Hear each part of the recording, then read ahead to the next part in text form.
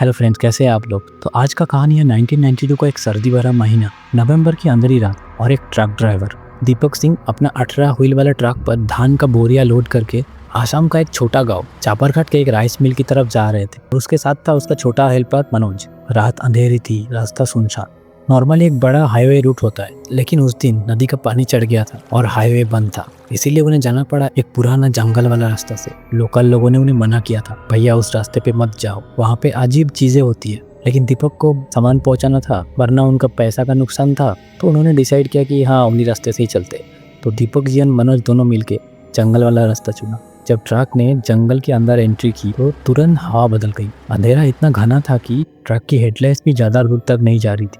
दोनों तरफ बड़े बड़े पेड़ और उनके बीच से अजीब आवाज। मनोज ने धीरे कहा, भैया ये आवाज सुनी, जैसे कोई रो रहा हो। दीपक ने हंस के बोला, अरे पागल, ये तो जानवरों की आवाज होगी, चल चुपचाप बैठ। लेकिन अंदर ही अंदर दीपक को भी कुछ अजीब लग रहा था। ट्रक के हेडलाइट एक पल के लिए ब्लिंक किया और सामने रास्ते के किनारे एक लाल साड़ी वाली औरत खड़ी दिखी। लेकिन जैसे ही दीपक जी ने स्पॉटलाइट घुमाया, कोई नहीं था। मनोज के चेहरा सफेद पड़ गया था।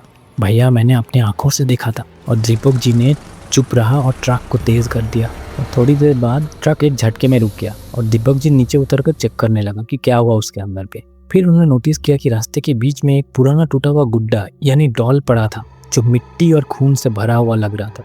मनोज ने उस टाइम पे डर के बोला, भैया इसको छोड़ो, ये बुरा शगुन होता है। दीपक जी ने गुड्डे को रास्ते से हटा दिया और अपने ट्रक के केबिन में चढ़ गया।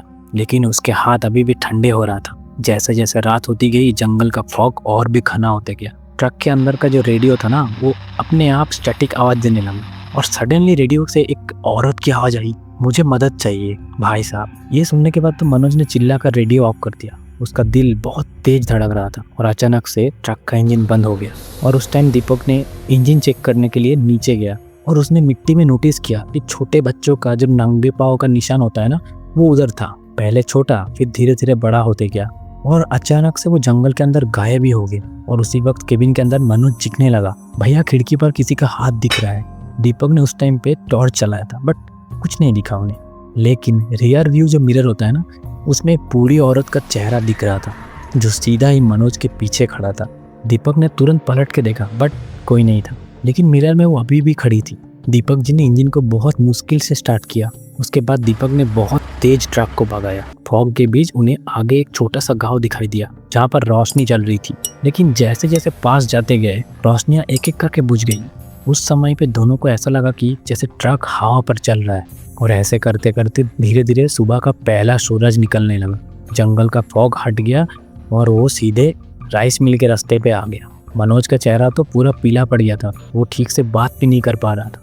और उस समय वो लोग जंगल से जस्ट मेन रोड पे जा रहे थे। और दीपक जी ने मिरर पर देखा, जंगल के किनारे पे वो लाल साड़ी वाली औरत अभी भी खड़ी थी और उन्हें देख के ऐसे हाथ हिला रही थी।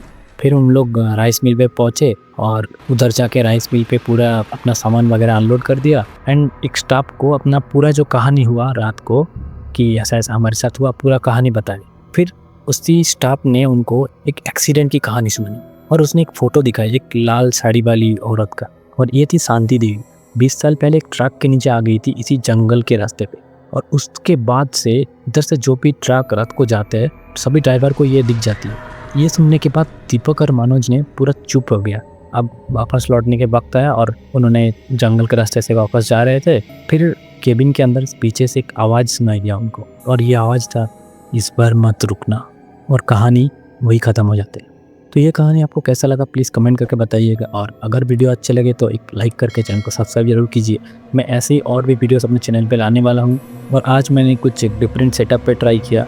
ये सेटअप कैसा है ये भी कमेंट करके ज़रूर बताइएगा। तो मिलते हैं नेक्स्ट पार्ट में। Thanks for watching.